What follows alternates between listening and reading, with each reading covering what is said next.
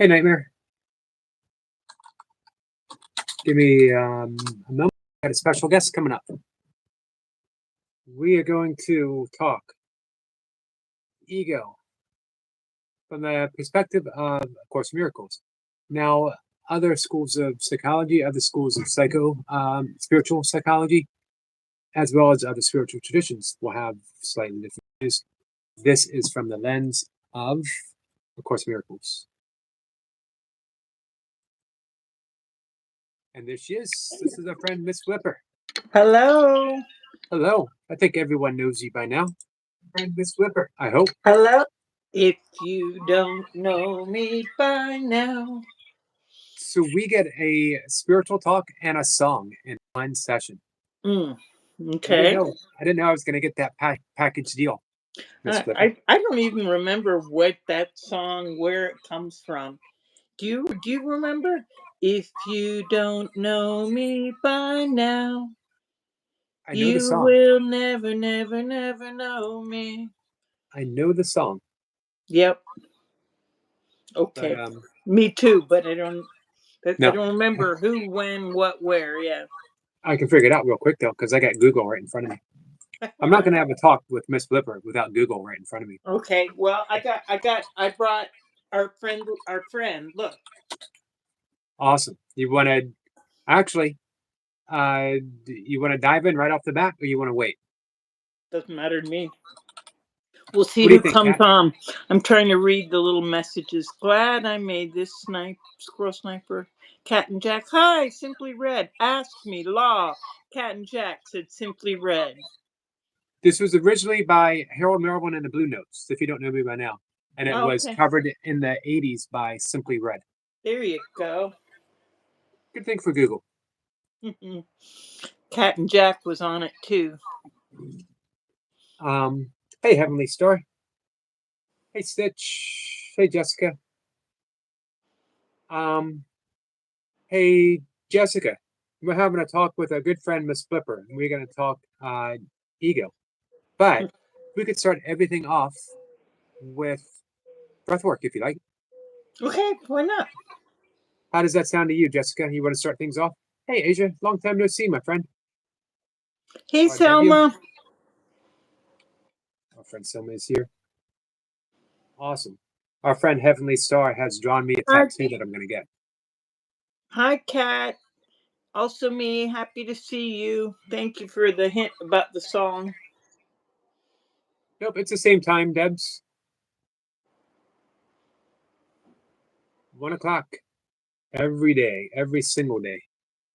Without missing a beat. I am nothing if not predictable. So we'll wait and see if Jessica wants to do some breath work. Yes, please, she said. All right. How are you feeling? Me? You. Yep. You. Oh, feeling good. Good. For those who don't know, it's been almost a year since we did our first breathwork session, you and I. I think like we started maybe in September or October. Could be. Probably. So. Sounds about right. Let's do a very even keeled 4x4 breathing. We're going to breathe in for 4. We're going to exhale for 4. Okay. And we're going to use that ocean's breath. Stitchy says, Yogi, guess what? Miss Flipper, I bet you our friend Stitch is going to say booger. Booger. Booger, booger, booger, booger. Why is it even funnier coming from you? I don't know why, but it is. I don't know, because I never say booger. I always say boogies. There you go. We had a very long talk on making the difference between booger and boogies. What, one's singular and one's plural, no?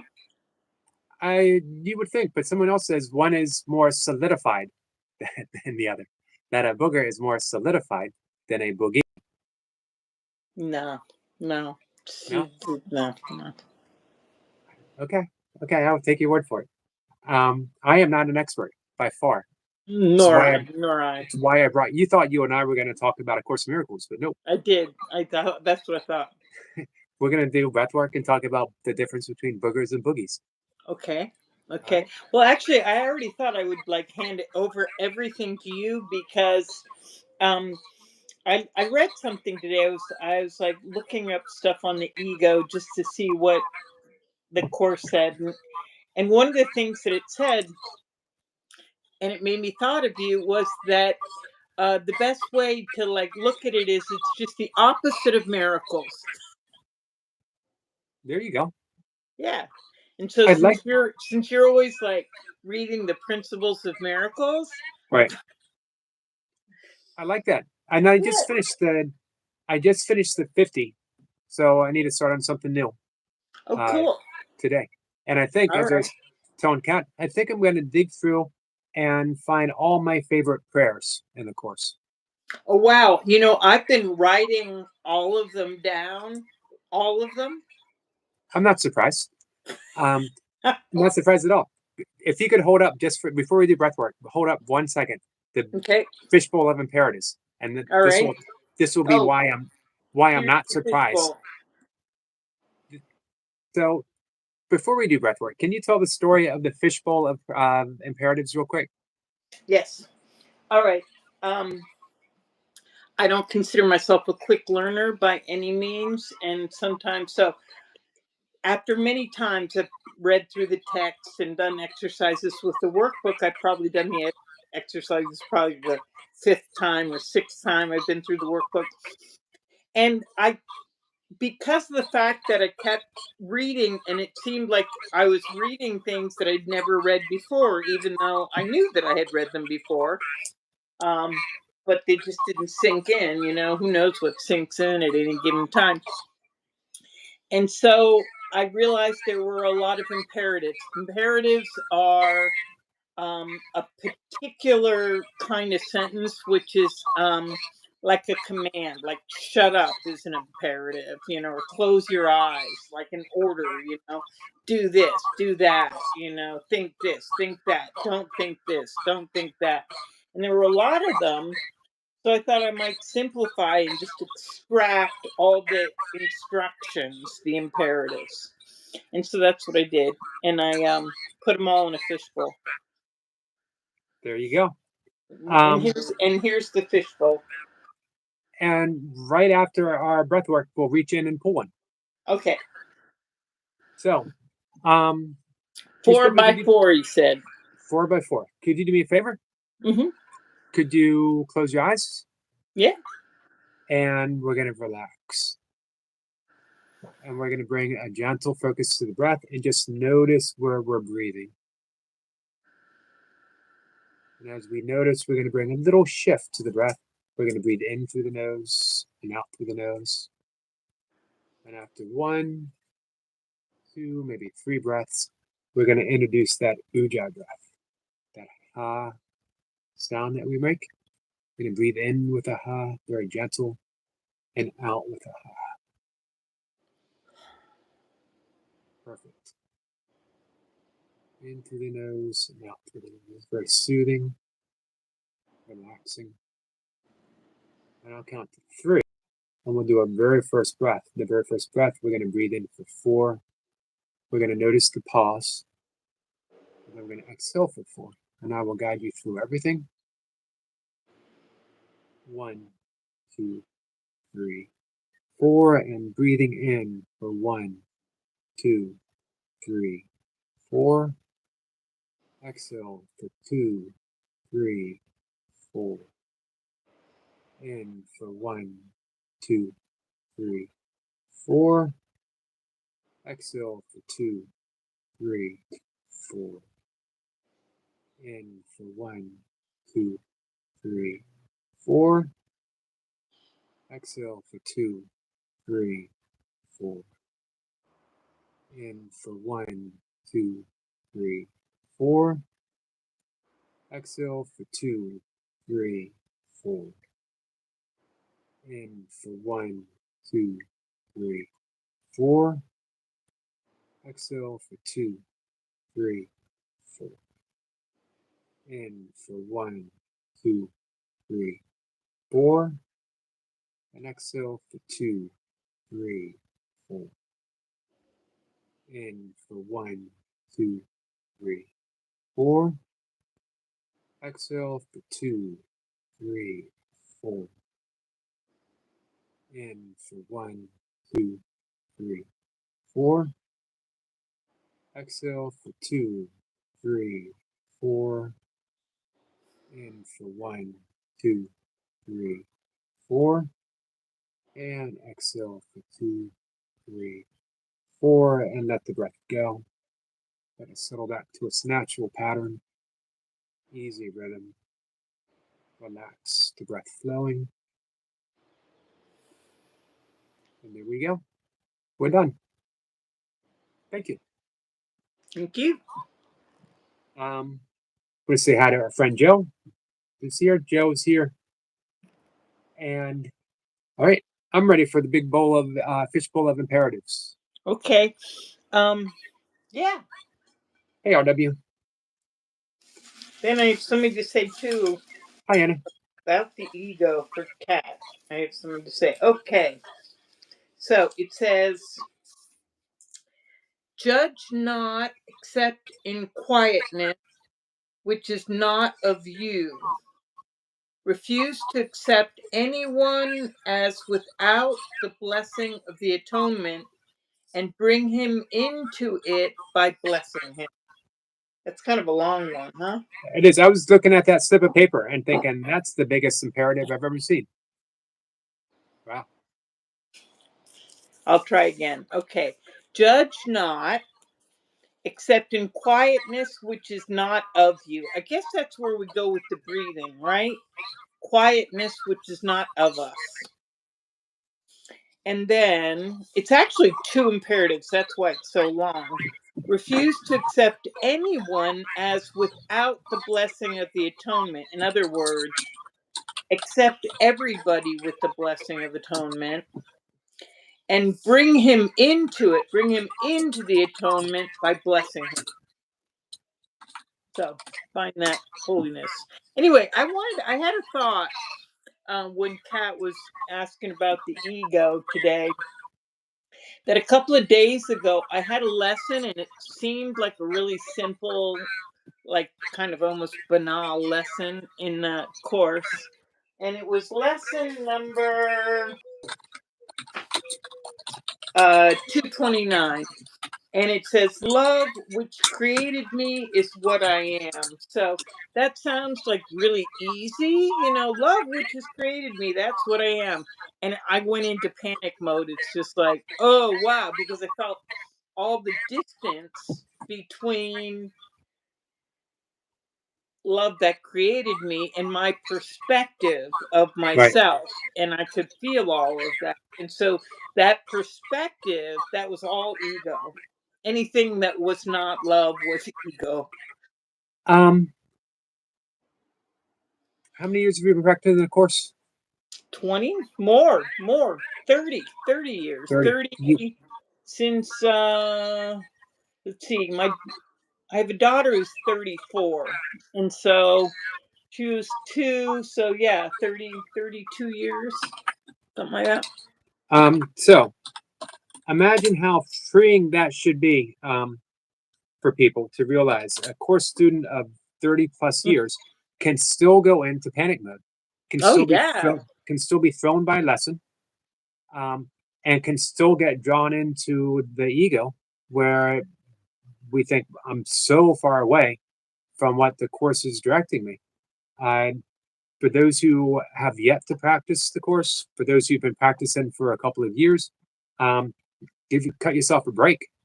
I suspect that I'll still hit panic mode 40 years in, 50 years in. So I saw you nodding your head when I was saying, you read it and then you read it and then it seems like you've never read it before, because it really yep. is true. It's like what you can take in at any time, at any given time. And sometimes we're on and sometimes we're just off. And I love the fact that at any time, in any moment, I crack open the book, I can get an epiphany, even though it might be something I've read literally hundreds of times before. I've been Yeah. talking a lot about the holographic nature of the course, that if you get one thing, you can get the entirety. Yeah. If you truly got nothing real can be threatened, you would understand the entirety of the course. Yeah. There's a lot of things. In fact, there's a whole section of lessons, and it says exactly that. It says, if you could get any one of these totally, you wouldn't need anything else. If you could absorb this completely, like, So let's start with the beginning, introduction. Nothing real can be threatened. Ego, is it real? true. Can if the ego can be threatened in any way, and it often is, when you're practicing the course, then it can't be real. Yeah, I agree. And if it can't be real, then what are we dealing with? Illusion. But the other thing there is that I was saying this earlier when you had your online this morning, that it it isn't, we can misguide ourselves if we start to make the differentiation of, oh, this is ego and this is an ego, and I'm really not so sure that that's all. Sometimes I think we, at least me in the past, I've wanted to determine things, determine what is. And in fact, our thoughts do determine a lot. But where it comes to ego, it's just like preferring not the illusion, it's like, it's not about doing something or calling it what it is, or putting things in boxes, and it's none of that. It's just, okay, there's illusions, and I prefer not I prefer what isn't the illusion. Right. Hey, can Can you have a preferences what? of illusions, a preference, and still, can you say this illusion is real and this illusion isn't? Can you say that because I like this illusion, I'm going to keep it, um but I'm going to get rid of all of the I mean, others? anybody could do that if they wanted to do that, but it's just not. I'm not really into it. It's like, I I don't know that. First of all, I don't really think it's like a hierarchical system that way. Like, some are good, some are bad, or whatever. Um, Again, that for me, that would be trying to determine, what Right. what what is worthwhile and what isn't. And I I think instead that almost anything that's disturbing, you can go, okay, and like hand it over, just like that. uh, Evidently it's not anything holy or anything that, and so just like, look at this with me. Like, I don't want to Right. determine. Maybe it can be useful somehow, but I I don't want to be the one making those executive decisions of judgment, There you um go. So turn it all over. yeah, one of the other lines that it said in the course that's very similar to, like, nothing real can be threatened, is, that line that's also in the Bible, is like, forgive them for they know not what they do. In no way judges what they do. It's not about judgment at all, at all, at all. Right. I like Ken Flopnick's very definitive declaration of an illusion is an illusion is an illusion. One is not better than the other. Right. One is just another illusion. Yeah. And to cling to one is to cling to all of them. Hey, Daisy. And um, when we, even though we'll still be in a world filled with illusions, when we have a preference, as you said, towards reality, towards love, towards forgiveness, then we lose interest. We'd rather choose the right teacher than the wrong teacher. Yeah. I mean, Um, I think that's the whole thing is that eh, illusions can be corrected. how do we correct an illusion? We don't. I love. So how do you go? How what? How do we get rid of the ego? We don't. We I don't. love that answer, and I knew you were going to say that. Yeah. Um, and I've been trying to hone in on that because we have a lot of friends who are struggling. Guys, the suffering that come with believing in the ego, of basing all of our thoughts and judgments, all Right. of our And decisions. that to be fair, that's painful. It is painful that. It Yeah. is. So they want to get rid of it, or they want to get rid of partially. Um, But see, that's them doing. What if you just say, okay, apart from the ego, you have also holiness inside. You know, there's a you have love inside, you have light inside, you have truth inside, and so there's an alternative. but So simplifies it just quite a bit. prefer the alternative. And that really does simplify it, doesn't it? Mm-mm. I think Just so. choose the other teacher. Don't Mhm. fight the ego. Don't try to get rid of the ego and the ego decision and where it always inevitably leads you. And choose love. So what are our two choices? One of the things, one another lesson that just popped in my mind as you were talking about that was the section on obstacles to peace. You know, what are the obstacles to peace? And the first obstacle to peace is the desire to get rid of it. You know, it's like you don't want it. You know, Right.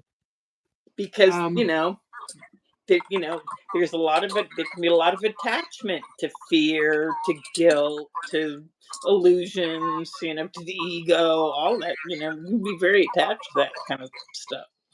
so what would you say to someone who's afraid of giving up the ego because they would lose their personality, they would lose who they are, that little spark that makes them so different than everyone else? Oh, you mean they're afraid to lose, like, the idea of specialness? Is that kind of what you're talking about? I would think so. Mm. um Again, I don't know that I would just hand it over. Just hand it over. It's like, if you're happy, if that's your jam, and that's, then what's the problem? But if you're not happy with it, well then, um choose an alternative, just go, there's a better way. No. Right. Hey, can people not recognize that they're suffering? Yes. You can bury suffering. Right. You can hide stuff under layers and layers of a mask. Suffering can be masked. Sure. Uh, I think we, hey, Tiger King, I think we see that with a lot of prominent people. A lot of, let's take an example, an older example, John Belushi, who would seem to have everything. Right. Rich, famous, top of his game, number one movies, uh, relationships, and yet he was deeply, deeply unhappy and uh, prone to taking risks due to that unhappiness. We could Sure. see some very prominent. I don't want to. I'm not taking any political side, but we see some very prominent politicians who have a lot of power, but they don't appear to be very, very happy, do they? It's not a life I would want to live. Um, and I think of some older leaders. I think of Dr. Martin Luther King, who physically abused, psychologically tortured, and yet he had a certain joyfulness to him because he relied on the power of the ego. He had a higher power that he returned to and was guided. I think that's the difference between joy and a superficial happiness that I'm happy now because I have something, but I will be unhappy when I no longer have this. So when someone takes it from me, or I might be sort of happy, but I got my eye on this because someone might take it from me. I can't be fully happy because I might lose it. I'm sort of happiness with a side of weariness. Um, Yeah, I think it's hard too that you say something like an idea like the peace of God, okay, that is beyond understanding, is and that's you can say that to people and it just sounds so abstract, like unless they experience it. But how do you how do you how do you how do you if somebody doesn't have an idea about something like that existing, it's hard to say that they should go to that place or whatever if they don't believe in it in the first place. No, I um, personally do. I mean, I think the peace of God is beyond understanding, and I think it's real. yep. I would imagine you have touched upon it. Um, Yeah.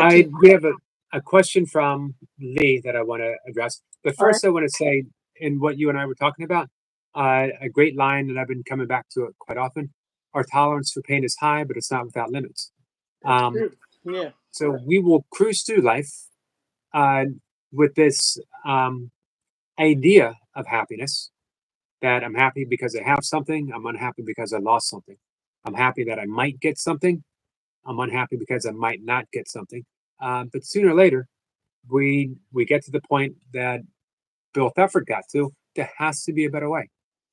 Yeah, you just named something. You just got close to an idea which is very dear to my heart, which is, that whole idea that happiness is somehow like transactional. It's about getting something. And one of the things that the course really did introduce me to in a big way was that neither happiness nor love nor peace, none of those are, or truth for that matter, are transactional. You know what I mean? That they're, if you say, okay, you accept the premise that love exists, but then at some point you're going to realize that it doesn't operate in a material way. It goes against the laws of materialism, meaning that, a thing, a material, my telephone cover, okay?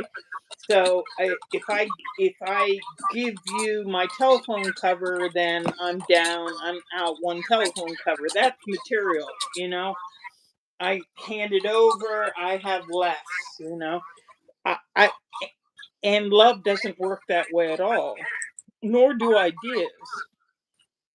Right. If you and I share an idea, Eric and Heather have the same idea. Um, there we go. We both like the Course in Miracles, for example. It's an idea, okay? We share an idea. Because we share an idea doesn't make it any less for either one of us. It's just the opposite of the material world. Do you understand what I'm saying? I do. I do. Okay. Um, the question is how people will arrive there. But before we get there, can you see the pinned comment? The which comment? It should be pinned up there from Seb 1990, our friend Lee Lu. I don't see it. I'll see if I can bring it up. There we go. What about the lady or man before the mirror who appraises their disguise? And then throughout the day, catches a glimpse in car wing mirrors, shop windows, etc. Surely that's ego derived. All right. Can you read that again to me slowly? Yep. What about the lady or man before the mirror who appraises their disguise and then throughout the day catches glimpses in car wing, mirrors, shops, windows, etc.? Surely that's ego derived. I don't know. I don't know, but it does remind me of something, which is that again back to the biblical sayings. If you see somebody, really see somebody else as you see yourself, meaning you don't generally think of yourself. You don't wake up in the morning when you're in bed before you even get to the mirror. Most people's idea of themselves isn't that image in the mirror. And so if you thought of other people really as you think of yourself, love thy neighbor as thyself, then you both disappear. I agree. You disappear. Can I add in one thing real quick for our friend Stitch? Sure, of course, anything. Booger. Boogie. That was for you, Stitch. She asked for a booger break, so we had Okay. to throw it in. Booger break. He spelled Uh, it bogger though. No, you It's okay. spelled it bogger. Did I? Yeah. I did. Um, let's see. Hey, Jack. You mentioned this earlier, and I really want to stress this for Lee, who is trying so hard. He has his he's reached that tolerance of pain where he knows there's a better way, and he wants a better way. He wants real happiness. He deserves real happiness. He's a great guy. But he's struggling with battling the ego. And I loved what you said earlier. You don't have to. Can you explain what's going on in here? How many teachers do I have? When I say in here, I don't mean the bald head. Two.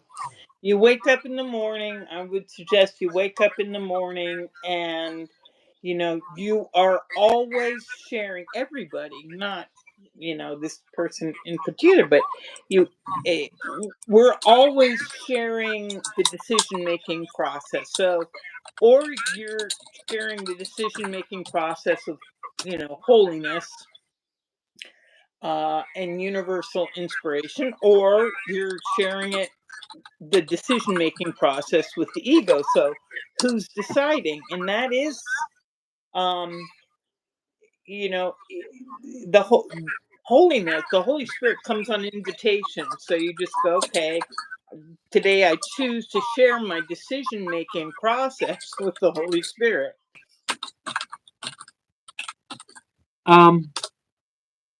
I love how, hey, Jenny Thumb, Ken Wapnick has said, it's okay to choose the wrong teacher. Just know that you chose the wrong teacher. And then if you're capable, and you might not be right now, choose the right again. teacher. Yeah. Yeah. Choose love. Yeah. But know that the options are there, Exactly. It is so when you get it, and it took me a long time of fighting, of subduing, challenging my ego, and wondering when am I going to ever get it, to just relaxing and saying it's okay if I chose the wrong teacher. Yeah. That the whole two teachers things is a game changer, I believe, because we have the voice of the Holy Spirit, and don't get caught up in the term Holy Spirit if it doesn't resonate, because if you don't like that, you could use universal inspiration. Perfect. Beautiful. Universal inspiration. You have the presence. Hey, Destiny, you have the presence of universal inspiration. That is always right, but it always speaks softly. Yeah. But I love the fact. I remember one day, because one of the themes that I like is not just what I've read or what I've clipped out in my editing process or whatever. But one day I was just walking along down the street, just a normal day or whatever, and just singing that song of beat it a body de boo in my head, all the thoughts going dee-dee-dee-dee-dee-dee-dee. And it just really, like, I would say, dawned from within me that I can choose to see with the heart. Like, I don't have to choose, whatever, like, mental, chain pulling I am doing with my brain or whatever, that things can be much more simple. I can just choose to, see with my heart, and that's it. And it's not really complicated that way. Um, Agreed, 100%. And uh, I, when I got that, I fell in love all over again with the course because uh, it just felt so much easier to cruise through life, uh, knowing I'm not doing it wrong ever at all, and that it's okay. It's okay to choose the ego. Just know that you are, and if that doesn't bring you happiness, choose again, and you can always, always, always choose again. Yeah. Um, any questions for our great friend Miss Flipper? That's okay, Jenny. Um, Selma says, "Nightmare, help me." Uh-oh, what's the nightmare? well, Nightmare's our friend Oh, okay. up in there. Um, uh, he is another friend from Scotland. We have quite a few friends from Scotland. Hey, Adam's sweating and I smiling like to get this here. Scotland. I've been Sweating to and smiling Scotland. says, "Happiness is a choice." What do you think of that? Yeah, we can choose happiness. Again, just, prefer that. Yep. Prefer that. Even if I'm the last person to go, that you can't enforce happiness on anybody, but you can say, hey, I would prefer that. I would prefer to not put stuff in the way of happiness. There you go. Right. So, would you say that happiness is an ever-present quality of who we are in reality as love, and that we just don't choose it, or we don't choose it often enough?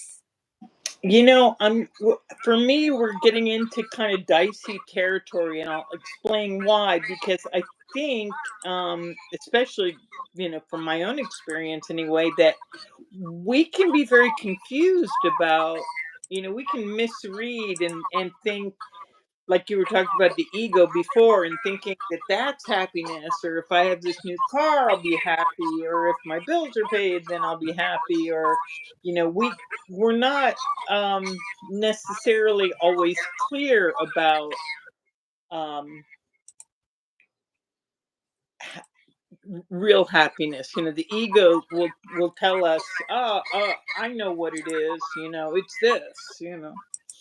So I do.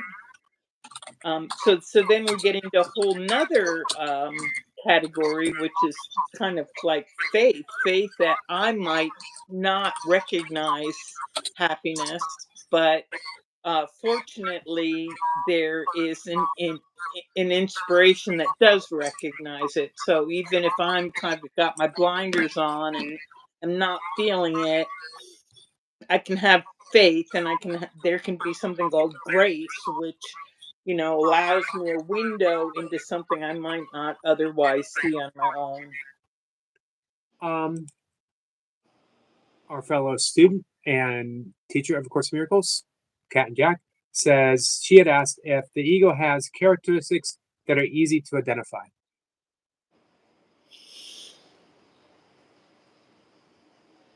Mm. I would say it probably does, but not all over. I would say instead just the opposite, that the ego um is really kind of deviant and likes to hide and And likes to, be sneaky and Insidious is the word that I like to use. yeah, yeah. That would be my guess. Is like, because if we could see stuff, well, we wouldn't be giving it as much power as we do. You want to know what I think is the sneakiest of all ego qualities? The spiritual facade of. You had a big aha. Yeah, no, because I've heard you. I've been listening. What is the name for that? There's a name for it. Not bypassing. What is it called? I can't think right off the bat, but spiritual bypassing is a big thing as well. Mm-hmm. And it is I believe, a product of the ego, because we want to, even to ourselves, we want to put that spiritual facade of, I'm too spiritual to debate. I'm too spiritual to argue. I'm too spiritual to do this, to do that. Which means that when an issue surfaces, instead of examining it as an opportunity to choose the right teacher, we push it down deep inside. And our friend Sissy here does a lot of work, a lot of shadow work. So she sees the result. And I know you and I've talked about that before. You see the results of your bypassing. And it's better to see it sooner than it is later. But it's not easy. It's not easy to look at. So that's a great question from Kat. And that, I think it's yes and no. There, of course, is some very obvious characteristics of the ego that we see right off the bat. And then there's the insidious ones that we don't see, including, I'm an advanced teacher of A Course in Miracles. And I have a direct line to the Holy Spirit. And what the Holy Spirit tells me, listen, pay attention, because I'm speaking directly from the Holy Spirit. Not seeing that even that voice has been tinted by my ego. The ego, as defined in of course, always shouts and is always speaks first, and is always wrong. So your first instinct is almost, at this point at least, maybe when we are level 5 Course in Miracles students, and it won't be that way. But for me, my first instinct is still almost always the ego. But no, I recognize too. it. I recognize that, and I also recognize in my head what speaks is that the idea that God would love anybody more than it loves anybody else is kind of absurd. I really don't think there's that specialness is a deal for God. I just don't. Sissy says, Soul Stars, not easy. Being ultra spiritual doesn't change it. I think it makes it harder when you do the shadow work, when you think that you've advanced so long and so hard and so far. And then you dig into what Carl Jung called that big dark bag that we've been dragging behind us. And we look in and we're like, geez, it's still packed. It's still full. And because spiritual work doesn't necessarily mean, or at least a lot of spiritual work, doesn't necessarily mean that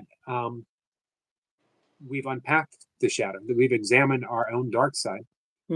Debbie Ford wrote a wonderful book back in the early 2000s, Dark Side of the Light Chasers.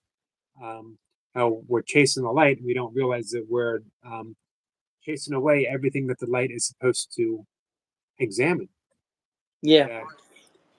Reminds me of a quote by Robert Pirsig, who wrote Zen and the Art of Motorcycle Maintenance. And there's a quote in there about, like, when you get to the top of the mountain, you realize that everything you've got, you brought. It's like you brought it with you. And also that if you perceive it, you own it. If we see something within another, it's ours. That's another thing about the shadow we don't realize is it's not just the dark stuff that we've projected, the heroic qualities that we love about others, they're ours. If there's someone that you deeply, deeply admire, those are your qualities that you're unable to own about yourself, so you've projected upon someone else. And conversely, all the dark stuff, all the things that you don't like about someone else, they're yours. You've projected upon someone else. Own it, and Yeah. That somebody this morning in your chat this morning was talking about dreams, and one of the ways that people look at dreams is that all the characters in dream are you, and even the structures like the buildings, they're you too, and so what you're saying lines up with that, but it also lines up with that this way of perceiving it now is also much like the dream. We're putting it out there, you know. let's see if anyone. Hey, Lucy. Let's see, Lucy. I'm sorry that I missed you when you came in. Cat and Jack says, yes, I asked if the ego has. Yep, we addressed that. Okay, good. Yep, Okay. that was characteristics. Stitch, booger, boogie, boogie, boogie. Stitch, New York City Debs. I love interpreting dreams, combination of past, present, and or future, in my opinion. Okay. That's a big thing for you. You mentioned that this morning, that you been doing dream work for quite some time. Forever. Like, seriously. You've been recording your dreams, right? Since I was a little punk, since I was a wee punk, since I was about 5 years old. Hey, Molly. So that's a big interest. People talked about that last night as well. Can you talk a little bit more? We can switch a little bit from the ego. Well, it kind of, it's the two things are not disconnected. Basically what happened with me is when I was a young child, and they write about this kind of stuff in books sometimes, but I would have a repetitive dream every night. I would have the same dream night after night after night after night, and it would be the same people, same characters, but it was a whole different country, a whole different language.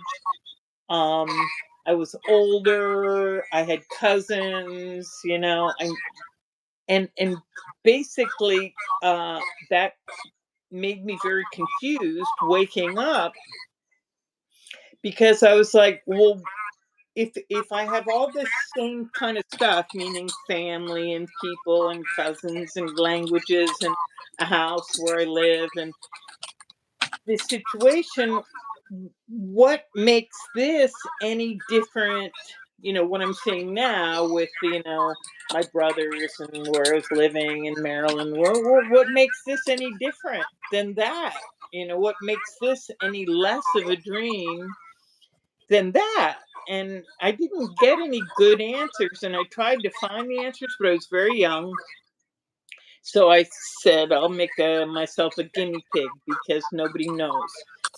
Nobody knows what they are yet.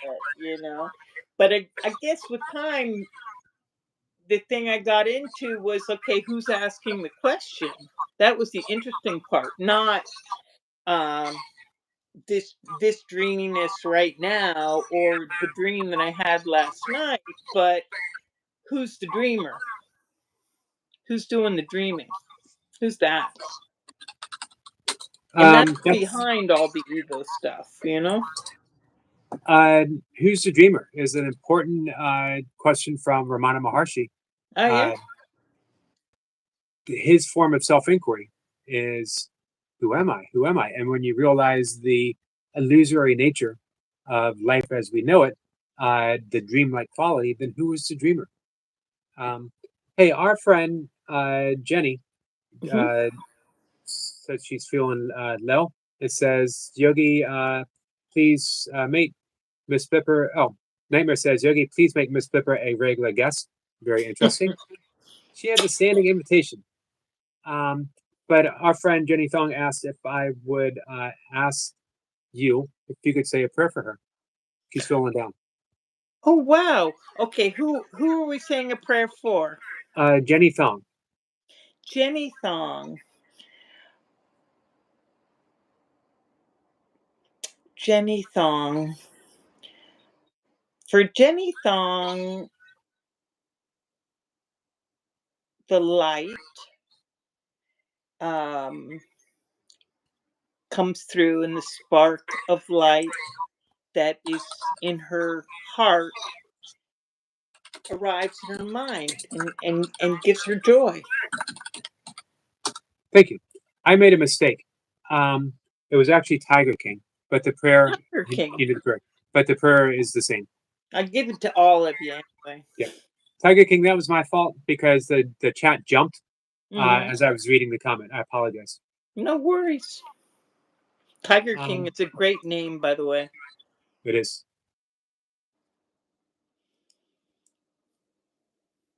Let's see. I would love, as our friend Nightmare said, if you wanted to come on uh, once a week, whenever you have the free time. Yeah, yeah. I've always enjoyed our conversations here and just personally when we had the chance to talk by phone. Posso fare anche in italiano se qualcuno vuole. You want me to translate that for you? Yes, please. Okay. Per favore. It's My one of the translation. things that I like. One of the things that I like in Italian very much is, when they say please, the word for please in Italian, like Spanish, in a Spanish per favore, in Italian per favore, and it means like all is by favor, and it's like an acknowledgement that everything happens as a favor. Nice. Makes Italian's sense. a pretty language. It's not too difficult. There are no, for a regular English speaker, there are no strange sounds. There are no sounds that you can't pronunciate. It's not French or German. Everything, it's very phonetic, meaning it just reads and sounds like it reads once you got those vowels down. Yeah. Let's see. Lucy says, makes me wonder, like you said, who is the dreamer? Who is making that happen, sending me the energy in my dreams? And not only that, if you view that, Aboriginals believe dream time, that this is the experience of you and I talking is just the flip side of dream time. And that reality itself is right now, we're asleep and there's a version of us that is awake in another aspect of reality.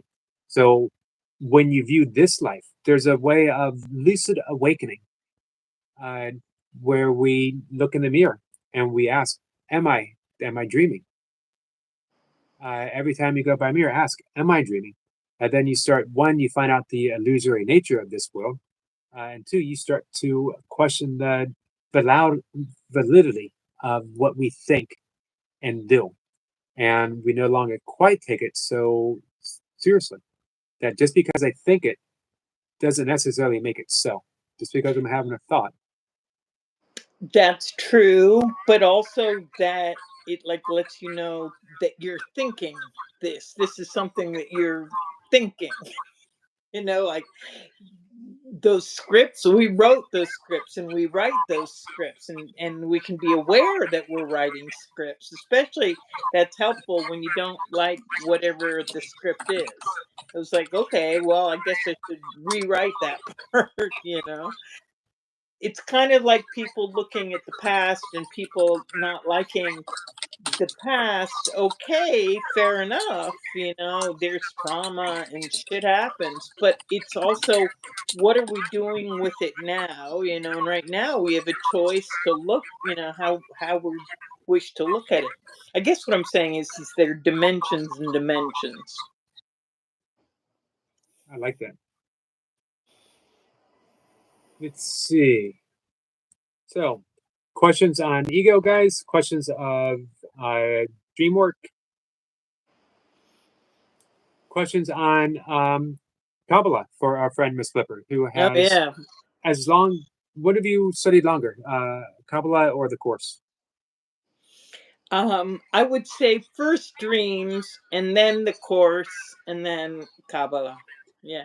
What drew you to Kabbalah?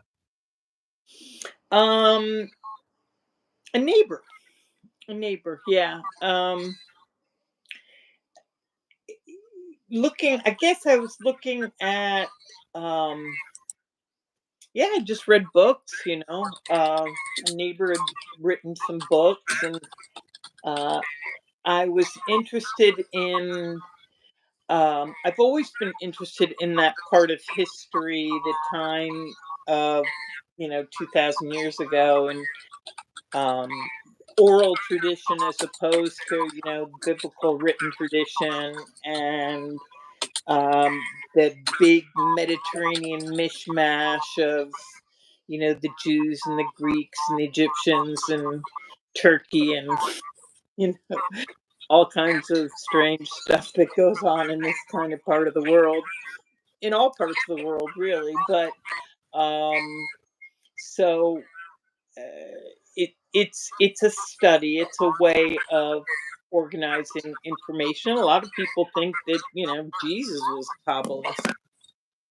Right, and it would not be far fetched at all to imagine that. It's actually easier to imagine than a lot of people believe that Jesus went to India and studied Yeah. yoga, or he went I to don't Tibet and studied Buddhism. I wouldn't be surprised at all if he had come across Indian teachers and that Indian studies folded into his experience. I kind of doubt that he went to India, but Right, what do I but know? since Kabbalah is a long established mystical tradition of Judaism, Hmm. it makes perfect sense. Didn't Sure. have to go anywhere to study that. Lucy had asked, "Are you saying that there's more than one reality?" You're saying there are more than one reality. No, I don't. There's certainly like um no, reality is a big word and it's one, but reality can have many dimensions. You know, different, like, kind of like, there's an onion, and then the dimension would be like a layer of onion, and then there's another layer. Right. I like that. I've always liked that the onion analogy too, um, as well as the turtles all the way down. Hmm.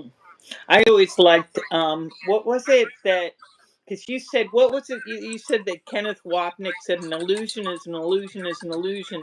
And then there was a poet who said a rose is a rose is a rose. And then there was the other poet who said a rose is a rose is an onion. I like that. So Tiger King very insistent that you know that he is a man and not a woman because I accidentally addressed him as. I was reading a comment by Tiger King, and the chat moved very quickly. Right, And right, right. when I looked back, I read Miss Jenny's. I read it as Jenny Thone, Yeah, and I no worries. apologize. But he No wants you to know. worries. So Tiger King. yeah. Hey Adam, percolated fish. Oh, hi Adam. How you doing? Adam, I like watching Adam's videos. hey, did you see his plant medicine and A Course in Miracles video that he put up just recently? I saw one about A Course in Miracles, and then yeah, I just saw one about, I don't remember the plant medicine, but a little bit. I think I did. Yeah, I think it was that one. Yeah. Because he made another one about whatever it is that they put in the water. I can't remember what that's called. Starts with an F. Fluoride. Uh, Big Mr. Tumble says, "Can you shout out Dylan Hughes?" I can. I don't know who he is, but hey, shout out to Dylan Hughes. Dylan Hughes. Yep. May he be successful in whatever endeavor he participates in. Adam's doing great. Hey, on a personal note, how was your trip to the U.S.? Well, um, I got kind of scared at the airport when I was leaving Rome because I did all these changes that have happened with people getting stopped at airports and stuff. So I was in the Roman airport and I was getting onto the plane, and the people that work for the airlines, they called me and they said, can Heather Webster come to the desk, please? And I went to the desk, and they said, we need, ulterior information for a security check. So I was like, it's like, whatever. So go over there and talk to those people. So I did, but I was just paranoid. There you go. About, Right. it's How never many years? happened before. How many years has it been since you've been back in the States? Oh gosh, how long? It hasn't been all that long. It hasn't been all that long. So my mother's quite elderly. Yeah, she's Right. 94. Nice. So, but yeah, no, it was mostly the change in security systems or whatever, but nothing happened. What was really interesting that was that the airports were so empty, Oh, because tourism's way down. You're above all European tourism, so the airports weren't full up or whatever. right. And so yeah, Europeans and Canadians aren't coming in droves to the United States these days. Um, a friend just told me yesterday that you no longer have to take your shoes off. Ah, I did have to take my shoes off, so Did that's you? new. Yeah. Um, let's see. Heavenly Star says to finish the tap for Yogi Bear. She's drawn a tattoo for me, or she has drawn a tattoo for me. Oh, yeah. Yep. When I get it, and when I get a little extra cash in the pocket, I'm gonna head out to and I can bum a ride from someone. I'm gonna head out to the local tattoo place. All I right. used, I used to have a tattoo guy. Everyone should have a tattoo guy. I always tell people I don't need tattoos because I have freckles. There you go. Let's see. You could do a connect the dot tattoo with your freckles. I could. Just, I could. just a thought. Just a thought. I had a friend who did that actually when I was a kid with a pen, you know, on my freckles. Any Angel tattoos? kisses. They're angel kisses. I like that. So if you head over to Heavenly Star, by the way, she has a short video where you'll see the The design? yep, Cool. it's a Where flaming where are rose. you do you know where you're gonna put it? I don't. That's the next decision. Oh, As I what are the mentioned, options? I mentioned earlier, I have plenty of forehead real estate.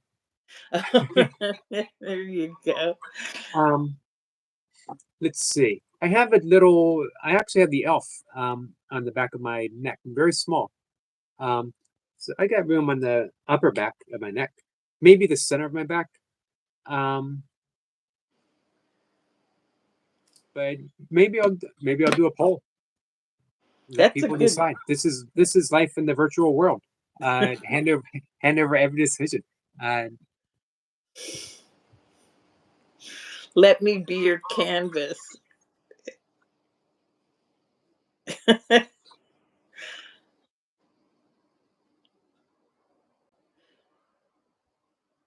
Kumari. Hey, Kamari. Nightmares laughing. All right. So, Got a unicorn in a heart from Lucy. any last questions? Ego, dreams, Kabbalah. I mentioned before that I read probably most, at least in the early 2000s, the Berg's books. The Um, witch books? Eric Berg, and Ah, for Rob. Yeah, yeah, yeah. um, Karen. and Karen and yep. Rob. Yeah. and sat in some of their early online uh, meetings and stuff. Very interesting. It is. It's very, very, very. There's a lot about dimensions in Kabbalah. Yeah. Someone mentioned that they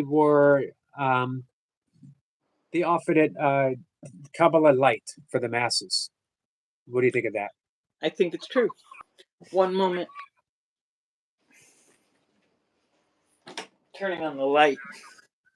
Is that necessarily a bad thing? No, no. And I think you know, everybody's got like everybody's got to find that got their own like comfortability factors of uh where they want to go with something. I mean, everybody's free to do that their way. I'm the last person to tell anybody, Right. what they should, believe or think or any of that. So what about uh Course in Miracles Light? Marianne Williamson. Um do you think that is the same? Do you think that they're offering a version of the course and not the course? And Yeah. is that a bad thing? No, it's not a bad thing. I can say that like because of my personality, because of like how my brain ticks, um I I I want I like rabbit holes. I like going down deep into the rabbit holes and stuff, It would Right. be hard for me to be um satisfied with like, that light, you know. But I certainly do it for other things. I can do Buddhism light or I can do Sure. Catholicism light, no Does problem. does the course need an um does it need an interpretation to make it easier for people?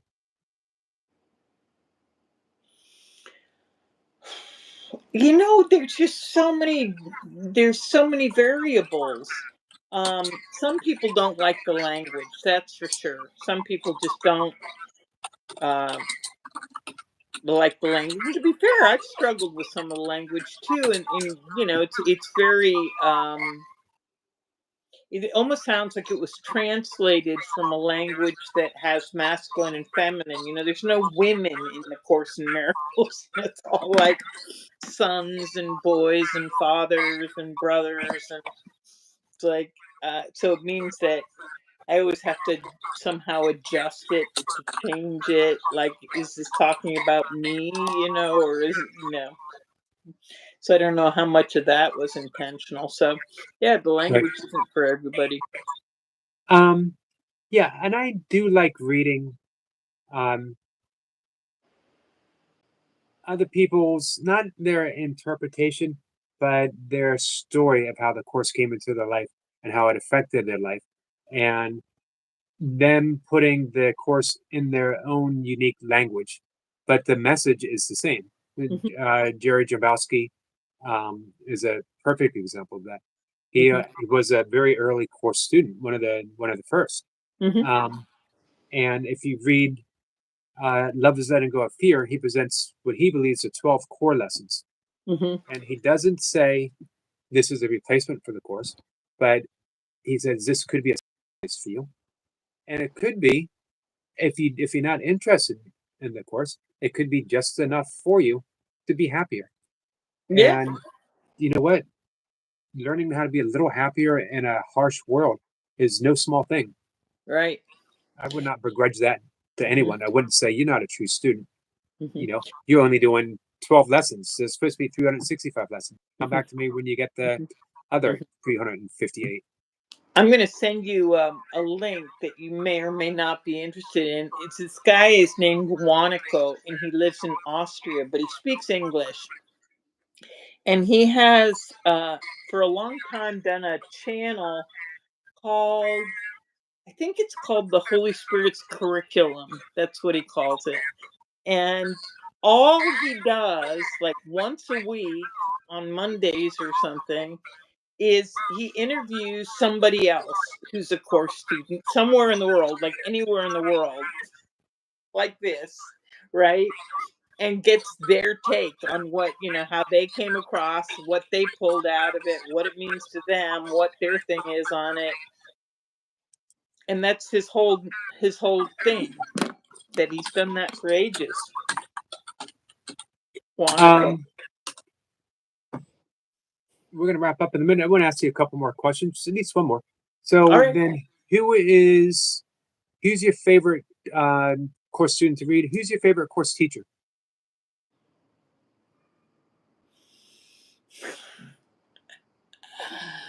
Oh gosh, now you're gonna get all right.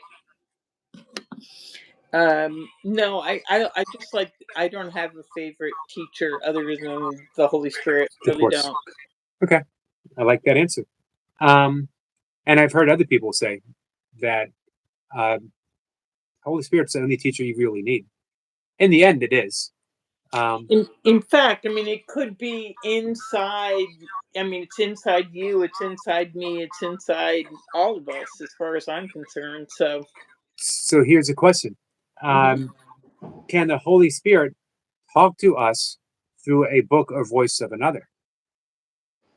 absolutely, So the right book yeah, might fall in that's your the hand. whole idea. I mean, when I talk to you, Eric, when I'm talking to you, it's like that's what I'm going for. Let's go to the holy place. Right.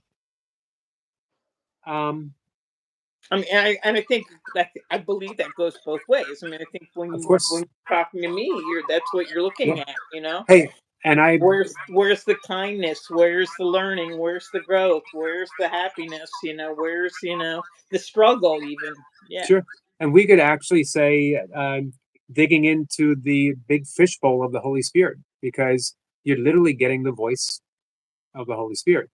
And you could probably base an entire practice of the course at this point on your fishbowl of imperatives.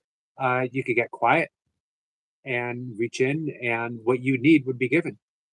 The question would be on our end is, can we get quiet enough? And the answer for me is sometimes, and sometimes not. Sometimes I'm still very insistent on my own answer. Yeah, but there's also just welcoming it. Right. And also, in that sense of welcoming it is,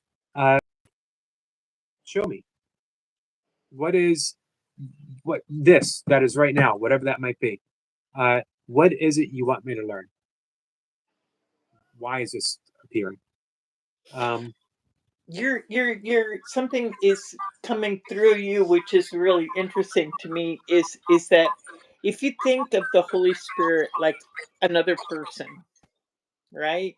So just also the quality of how you ask. It's not like you're demanding, give me this now. It's not little kid raging or whatever, but just kindly, and there's that. It works. It's there. Yes. So the very last question, Hmm. and the role of Jesus in the Course of Miracles. What about Jesus in the Course in Miracles? Do you need Jesus in the Course of Miracles? Is he imperative? Is it? Does it have to be? I personally don't think of Jesus as being separate from the Holy Spirit. Me personally. Right. So they're pretty. I don't want to say that they're synonymous exactly, but they're both part of the Trinity. There was a really interesting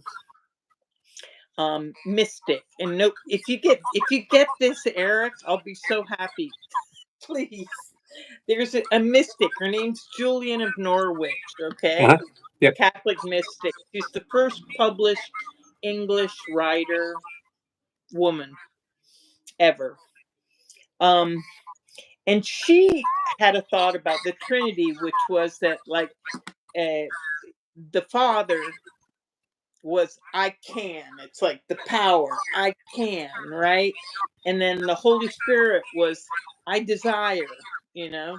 This is what I want. I desire this. And then Jesus was like, I know. The Son, I know. So the Right. Father's I can. The Son is I know, and the Holy Spirit's I desire. And you always have to have all three, because if you desire something and you know it, but you can't, you won't. No? And if you can and you know it, but you don't desire it, you won't. And if you can and you desire it, but you don't know it, you won't. You have to have all three. I like that. Yeah. So, a balancing act. An inclusion. It's inclusion. And this came up for me with the thought when you asked me about Jesus.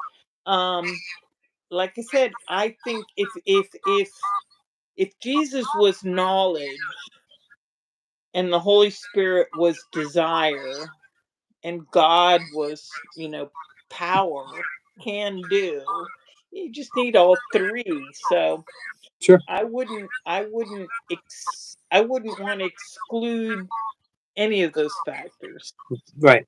Now, I agree.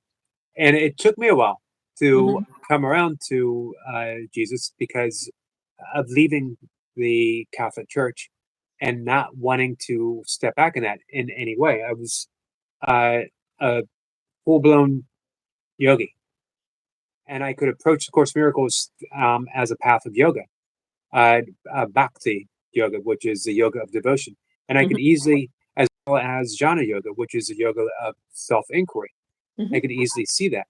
Um, but I did not want to accept it as a in any connotation as Christian, and I don't actually believe that it is. But something strange happened. The more I studied the course, the more Jesus became a guide, um, and a readily available one, and a very human one, and a very one that was willing to meet me wherever I was, psychologically, emotionally, spiritually, and simply hold me. Yeah, it's absolutely perfectly fine to extract the idea of Jesus from the church, you know? You don't have to go with a religious Jesus, and Jesus didn't, Right. make the church necessarily. So it's Um, fine for Jesus just to be like accepted as a teacher, or somebody had some interesting things to say, or an inspiration, or sure. whatever. Do you think you can accept the course in a purely secular way? Can you take Jesus out of the course and still gain from the course and still be a practicing Absolutely. student? Sure. All right. I Sure. think that Sure. Sure. opens it up for a whole lot of people who don't like the term. One thing to mention is when they use the term Christ, um, they're talking of um, Christ consciousness. They're not talking of, when they say Christ within us all, or, in yoga, they talk Krishna consciousness. Hmm. Uh, they're not talking just Jesus the man. Hmm. They're talking Christ, the energy of Christ, the consciousness of Christ. I read something. I wrote it into your room the other day, but other stuff was going on, so it kind of got passed. But first, we don't have to hook up Jesus with Christ necessarily. It's not his last name or anything. You can if you want to, but if you don't want to, who cares? Um, but I did read in the course something about the idea of Christ, like Christ consciousness that you were talking about, and I thought was really interesting way that they put it, which was the the first coming is nothing other than uh, Christ as creation. It is just that we were created. That is the first coming of Christ, that we're created. Right. And I like the thought of Or Jesus not just as we, but creation in general. Excuse sure. me. What? I like the thought of Jesus as an example, someone who has only hears the voice of the Holy Spirit, someone who has merged so deeply that that's all there is. Jesus, Holy Spirit being synonymous, one voice. If you listen to Jesus, you listen to the Holy Spirit. If you listen to the Holy Spirit, uh, you can easily listen to the voice of Jesus. Yeah, what I loved in the course with Jesus is where he's like his devotion to he's the first one to complete his part in the atonement. So his devotion to God wasn't tired, you know, totally devoted To the point, to God, to sharing love, basically. to the, as you said, to the extreme, to the point of uh, able to face the crucifixion and not shirk from it and forgive those who placed him upon the cross. Well, I think one of the ideas, another central tenet to the course is the way that you keep something is by giving it away. And so the way that Jesus keeps love, keeps God, no, is by extending it totally. Like anything he's got, it's yours. I'm Right. giving it away, you know? I like that, and I like what I think the prayer that I'm going to offer when I make my video is to begin with, I'm here only to be truly helpful. And to me, that signifies that awakening of the Christ within, the awakening of uh, Jesus within. Right. Jesus Very similar is teach only love because that is what you are. exactly. And why is it when Jesus said that all that I've accomplished you shall do and greatest things as well, and yet we refuse to acknowledge that within ourselves and others? You know, we have put Jesus on a pedestal so far above us, and yet Jesus beckons for us to join. He wants it to be a brotherhood. He doesn't want the Son of God to just be one human being that lived on the planet 2,000 years ago. No, for him, it's all of us. Yep, You know, and everybody. that's the nature of forgiveness, is simply seeing the Christ within you. Doesn't excuse a nasty thing someone might have done to us. It doesn't say that this person needs to be in our life indefinitely, even though they're just tormenting us and causing us trouble. It's saying, I see the face of Christ. I see, as Mother Teresa said, the face of Jesus in all of his distressing disguises. Mhm. And that's what you come in contact with. You look through the human messiness to the Christ within. That we want to see each other as Jesus would see us. Yeah, we didn't create ourselves. You know, creation we were created. And the ego likes to say, you did it, you make it, you know, turn it. But no, we didn't create ourselves. Nope. But we believe we did. Mm. And here's the mess that got us into. Hey, Miss It's a Pepper, big mess it is a big mess, but for hey, all us weirdos out there. we can fix it. We'll just let it be corrected. We'll prefer to not get caught up in it. There you go. There you All go. right, so we're gonna wrap things up. All right. Miss Pepper, thank you so much. Thank you. And hey, if you want to come up on Friday and maybe sing a song, you know, I'll have to prepare some. You know, I want you to know that every time. And what is that song? Oh yeah, because you told me you sang it one time. You went out and you were on your walk and you sang it. And every time now, when I think of that song, I think of you, which is "Slow down, you're moving too oh, fast." yeah. I'll try to do that again Friday. Feeling groovy. Yeah, that's Yep. it. That I makes me thought think of you. That song. if I were to have a channel theme song, that might be it. Good one. And That's I a good try to one. present it. I try to see if I could psych people out and say this is the saddest song ever. I'm gonna sing the saddest, the lowest, the downest song ever. I'm sorry to bring everyone down in the chat. And then I sang that song. Aw. Such a cheery song. I like also for cheery songs, Positively 4th Street by Bob Dylan. That would be one of the, some people call that one of the first modern rap songs. Because he does offer a rap version. What was interesting to me that song is because you didn't know this about me. I've also studied like music, right, and piano and all, and so is that it's such an upbeat major chord song. It's like so, dee-da-da, dee-da, dee-da-dee-dee-dee. It's the music part of it is really really happy, but the lyrics are just like diabolical. Right. Like, mean, I hate you. The genius of Dylan. Mm. Although, I don't know if you'll agree with this or not. I love Bob Dylan. Everything me too. about Bob Dylan. But I think that maybe the greatest American modern songwriter is Paul Simon. I love Paul Simon. It's just, I think he has the depth of Dylan, but with a very He's maybe, uber talented. yeah, maybe a lighter touch, little lighter touch than Dylan. Yeah, I'd agree with that. I think he's even more diversified, actually, Right. than Dylan.